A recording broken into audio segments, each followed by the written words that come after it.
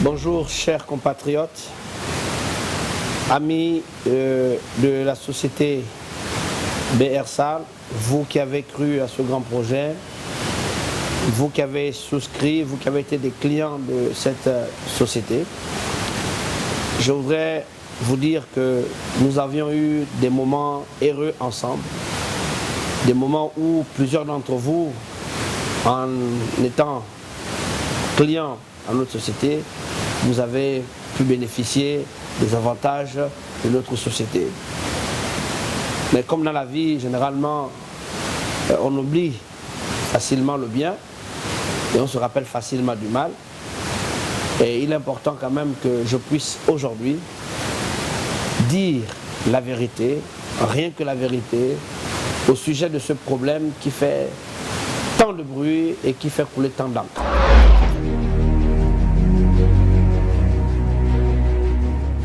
La société BR-SAL se portait très bien, mais malheureusement, il y a eu dans la société BR-SAL des hommes qui se sont décidés d'avoir d'autres ambitions, d'autres plans, d'autres idées dans le but de faire couler cette société qui faisait tant de bien aux Gabonais.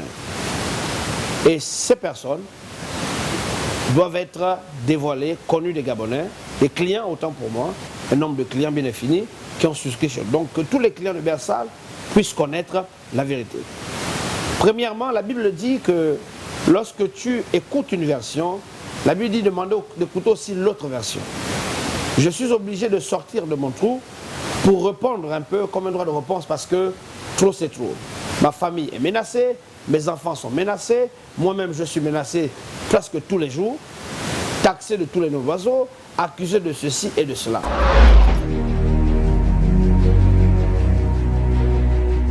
J'aimerais rappeler aux uns et aux autres, à tous ceux qui sont clients de BR-SAL, nous avons eu une politique de multiplication de capitaux. Ce que nous vous avons promis, vous l'avez vu de vos yeux. Nous avons fait des reportages, des gens qui ont conçu des maisons, des gens qui se sont mariés, qui ont soutenu la scolarité de leurs enfants, et j'en passe. Aujourd'hui, nous sommes arrivés à un moment où la société BR-SAL a eu des problèmes. Problèmes de restructuration, problèmes de remboursement des fidèles, des clients autant pour moi. Causés par qui et par quoi? Qu'est-ce qui va causer la cessation des remboursements? Premièrement, vous devez savoir qu'une société n'est pas constituée par une seule personne. Pour ceux qui sont, je veux dire, intellectuels, qui sont intelligents, qui connaissent un peu le droit, savent que dans une société, il y a des actionnaires. Et dans cette société, moi je suis un simple actionnaire minoritaire. J'ai eu le bonheur et en même temps le malheur d'être nommé gérant de la société. Et dans cette gestion de la société, je ne suis pas seul. Il y a des chefs d'agence, il y a des chefs comptables, il y a toute une somme de personnalités qui faisaient en sorte que la société puisse fonctionner.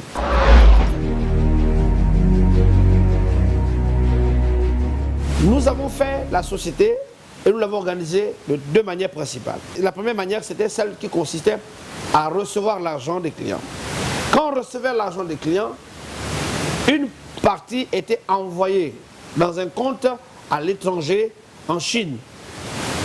Et ce compte qui était ces centaines de millions qui étaient envoyés en Chine était géré par M. Koubla Ignace et M. Guézo, qui sont les actionnaires majoritaires de la société, qui sont en fait des gens des nationalités étrangères. Je ne veux pas dire des choses pour ne pas amener, pour créer une sorte de xénophobie. Je ne suis pas xénophobe.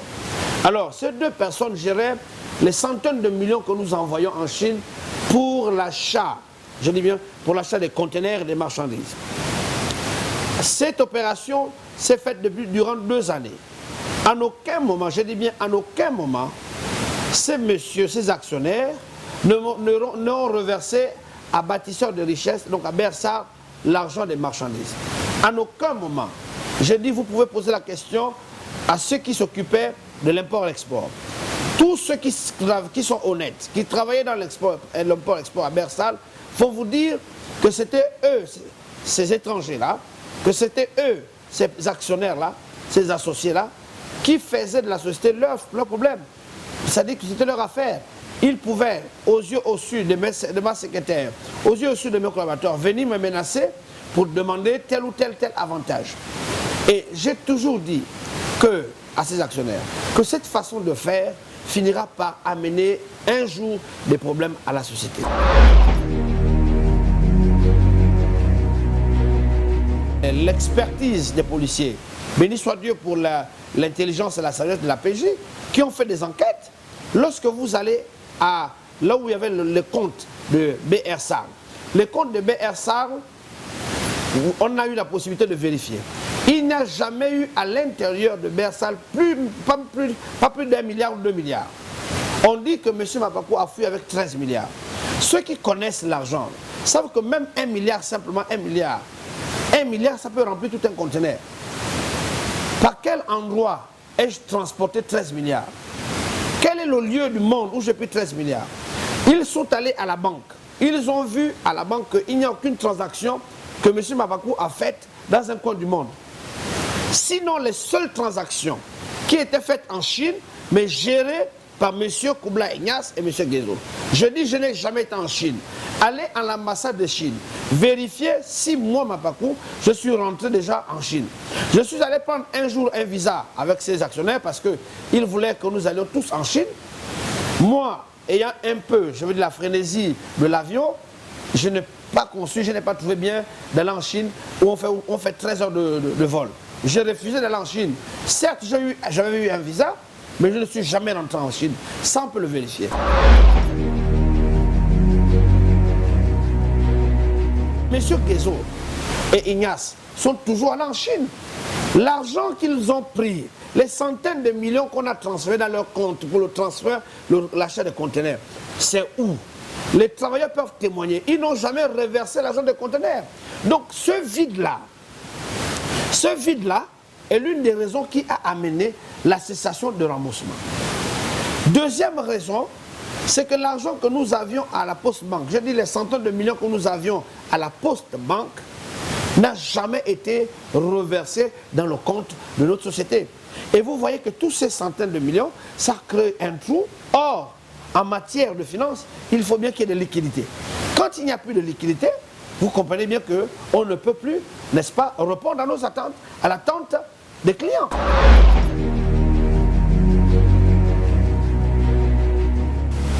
Quand ces choses ont commencé, j'étais menacé de mort, menacé de ceci, menacé de cela. Vous voyez que naturellement, ayant un instinct de conservation, j'étais obligé de m'éclipser. Et par rapport à ce qui s'est dit à gauche à droite, chers clients, chers compatriotes, je vous dis devant le Seigneur Jésus qu'est-ce que je suis innocent. Je n'ai jamais pris de l'argent dans les comptes de la société pour fuir dans un quelconque coin du monde. Pour ceux qui sont de ma génération, nous qui sommes les fils de paix à son âme, Bongo Ondimba, nous les fils du feu président, qui avons grandi dans la nation gabonaise, nous ne quittons pas le Gabon. Un Gabonais ne quitte jamais son pays pour aller à l'étranger, fût-il pour des raisons quelconques. Un Gabonais aime son pays. Moi, je suis un fils de la génération Bongo Ondimba. Nous ne pouvons pas quitter le Gabon. Je ne peux pas quitter mon pays que j'aime tant pour aller vivre à l'étranger, où on est dans le froid, où on a des conditions compliquées, des conditions difficiles. Je dis non. Un bon Gabonais ne quitte pas son pays. Ça, c'est des conneries. Je suis choqué aujourd'hui de voir que ceux qui sont des étrangers, ils circulent librement à Libreville, et moi qui suis un fils du pays, je suis à l'étranger fuyant, n'est-ce pas, d'être agressé par mes compatriotes.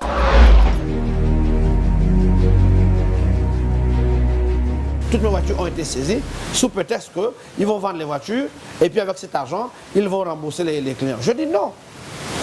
Si la société est tombée en faillite, pourquoi est-ce qu'ils ont nommé un autre directeur général? Pourquoi est-ce qu'ils sont passés à la télévision pour dire qu'ils vont rembourser? S'ils n'avaient pas les moyens, ils allaient dire déclarer faillite. Pourquoi est-ce qu'ils ont nommé nos directeurs? Une société qui est en faillite. Voilà le coup qu'ils m'ont fait. Ils m'ont fait un coup. Dès que je dis, j'avais annoncé que je devais me retirer de BR Sarl parce que je ne voyais plus clair, refusant que j'aille livrer, que je dise toutes les vérités, toutes les manigances. Et c'est comme ça qu'ils m'ont pris comme bouc ou bien comme mouton de sacrifice. Mais Dieu ne va pas le permettre. tous les jours menacés de mort par des sciences occultes, de vaudou, etc. Mais Jésus-Christ est plus puissant que le vaudou. Jésus a vaincu le vaudou à la croix. Moi, je suis un homme de Dieu, je n'ai pas peur du vaudou. Toutes ces menaces à mon endroit doivent s'arrêter. Je dis trop, c'est trop. On ne peut pas accuser l'enfant de quelqu'un comme ça matin, midi, soir. C'est trop. Si Dieu n'était pas avec moi, il y aurait longtemps que j'ai eu peut-être, je l'ai attrapé la dépression. Mais au nom de Jésus-Christ, ça n'arrivera pas.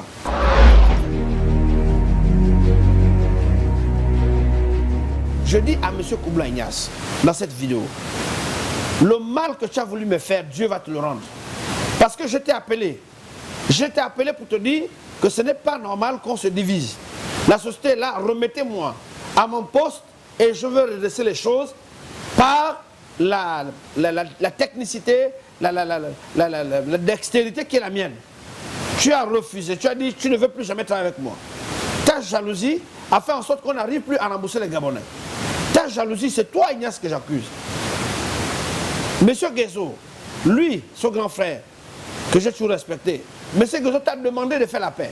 Monsieur Guézo a dit que ce n'est pas normal qu'on se divise. On a commencé ensemble, terminons bien la société ensemble pour rembourser les Gabonais. Tu as refusé Ignace, tu as signé catégoriquement. Alors que M. Guézo a accepté, M. Guézo que je salue, cet homme qui a accepté, qui a dit non, il faut que nous remboursions les Gabonais bien.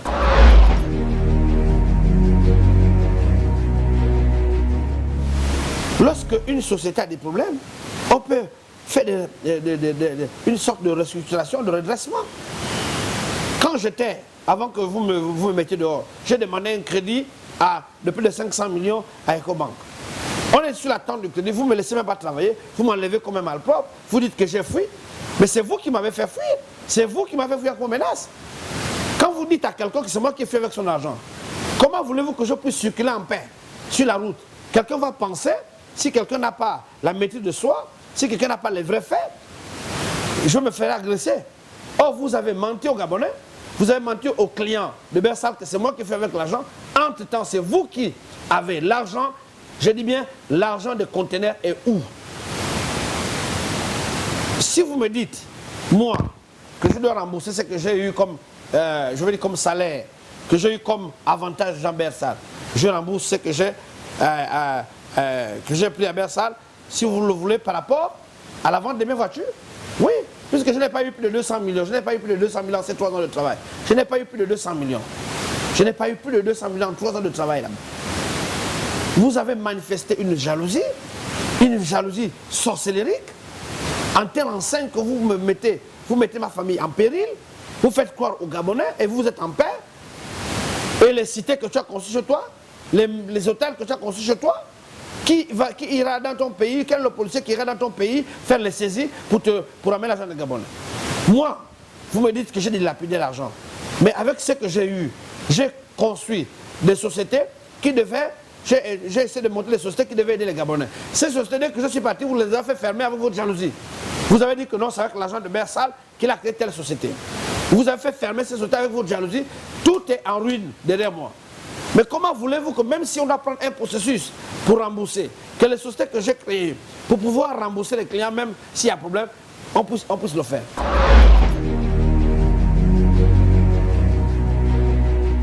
Vous avez tout bloqué. Vous m'empêchez de rentrer chez moi. Vous m'avez porté plainte au tribunal. Vous voulez que j'aille en prison. Vous voulez que mes enfants restent sans leur père. Et pendant que vous voulez que vos enfants soient avec vous, pendant que c'est vous qui m'avez amené dans cette affaire. C'est vous qui m'avez créé, qui m'avez induit en erreur. C'est vous qui m'avez toujours mis la pression devant les travailleurs. Que donne l'argent, donne-nous l'argent, donne-nous l'argent. C'est notre argent, c'est nous qui t'avons placé là. Quand je refusais, c'était impalable.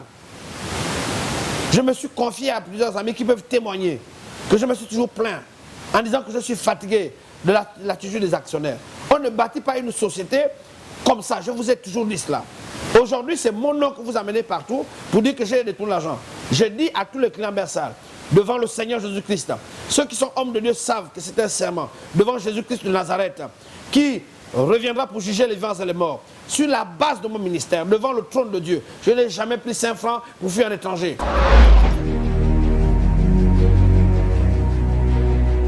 Je voudrais que les clients de Bersal puissent prendre leur mal en patience. il y aura certainement un consensus à trouver. Pour moi, la seule façon de sortir de ce problème, c'est que les clients prennent d'abord leur mal en patience. Et que les clients arrêtent d'aller faire la casse dans les endroits, dans les agences. Si les travailleurs de Bersal n'ont pas de paix, n'ont pas de quiétude, ils ne peuvent pas. Ils sont en train de saisir toutes les listes parce qu'il y a des agences qui ont été détruites. Donc il faut retrouver tous ces clients. Retrouver la liste de tous les clients. Et après avoir retrouvé la liste de tous les clients, voir qui on doit et commencer à rembourser un peu, jusqu'à ce que le problème se termine.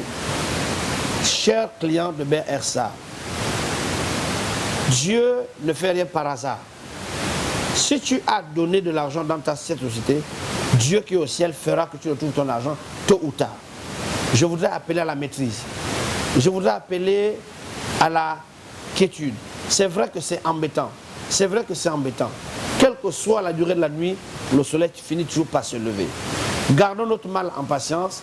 Ce n'est pas en déversant dans la haine, dans la colère, que le problème sera trouvé.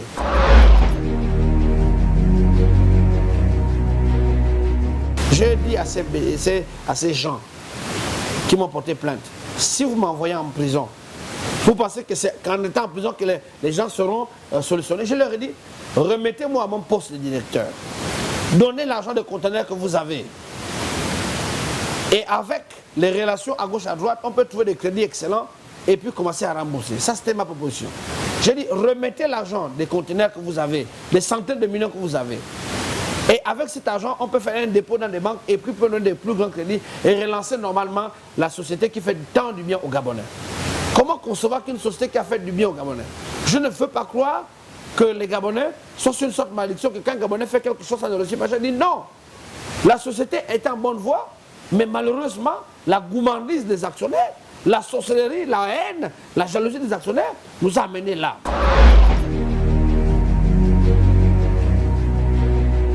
Je récapitule en disant les raisons pour lesquelles BRSAL a eu des cessations de remboursement. La première raison, c'est que l'argent des centaines de millions que nous avions à la Poste Banque, on n'a pas pu nous le restituer. La deuxième raison, c'est que les centaines de millions qu'on a donnés à M. Koubla Ignace, qui gérait le compte import-export, il n'a jamais reversé. L'argent, ça fait un gros trou à la société. Et la troisième raison, le logiciel. Le logiciel était défaillant. Il y avait des moments où les noms sortaient 3-4 fois. Le logiciel était défaillant. Nous avons essayé de paramétrer, de mettre en sorte que nous ayons un réseau fiable. Mais malheureusement, jusqu'à présent, le réseau est toujours obsolète. Nous avons essayé de solliciter des sociétés spécialisées dans ce domaine pour essayer de mettre tout. Donc le problème de BRSAL, c'est qu'en ce moment, nous sommes en train de tout restructurer. Ils sont en train de tout restructurer, passez-moi l'expression, parce que je suis plus le directeur.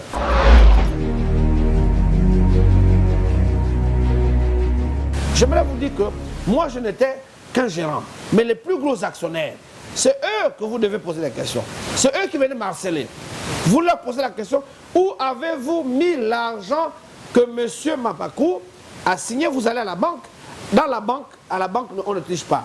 À la banque, ceux qui connaissent la banque, vous allez avoir toute la traçabilité. Je n'ai jamais pris l'argent dans les comptes pour aller à l'étranger. Je vous dis non, c'est faux. Un Gabonais ne quitte pas son pays, c'est faux. Qui a quoi ici? Le froid est là qui nous tue? Le froid qui nous dérange? Donc je dis que M. Koubla Ignace, tu as voulu me faire du mal, mais je te remets entre les mains de Dieu. Que Dieu soit juge entre toi et moi. Dieu lui-même va juger. Entre toi et moi, c'est lui qui a fait du mal aux Gabonais. Quand moi j'avais, j'ai donné à la veuve. Quand moi j'avais, j'ai donné à l'orphelin. Quand moi j'avais, j'ai fait des dons en prison. Quand moi j'avais, j'ai donné aux faibles. Et ces faibles-là peuvent témoigner dans le Gabon que l'évêque Mapakou a fait du bien quand il en avait. Aujourd'hui, vous m'avez tout arraché, vous m'avez tout bloqué. Comme je ne peux pas venir me défendre, vous savez que vous avez déjà mis les pièges partout pour que quand on me vient, on m'humilie, vous allez mettre dans les journaux, vous allez faire comme d'habitude, m'humilier. Malheureusement aussi dans cette affaire, mes ennemis pasteurs, comment voulez-vous que des hommes de Dieu, les hommes de Dieu qui sont censés être un, passent à la télévision, ils mettent des mains noires, ils alimentent des journaux, les journaux de l'opposition, pour que je sois sali, pour que je n'ai plus presse au niveau au niveau national. Ça, c'est de la sorcellerie. Un homme de Dieu, la Bible déclare qu'un homme de Dieu, véritable homme de Dieu, un véritable homme de Dieu conduit par le Saint-Esprit. Le Saint-Esprit ne peut pas te conduire à faire le mal à ton frère quand il a un problème. Un véritable homme de Dieu est conduit par le Saint-Esprit, il est toujours compatissant. Un véritable homme de Dieu, quand son frère a des problèmes, il vient et le soutient sans condition. La Bible dit, l'ami aime en tout temps. Et au jour du malheur, c'est mon frère. Beaucoup de gens que j'ai aidés, beaucoup de gens que j'ai fait du bien aujourd'hui, ils sont devenus mes ennemis. Mais il n'y a que Dieu seul qui juge.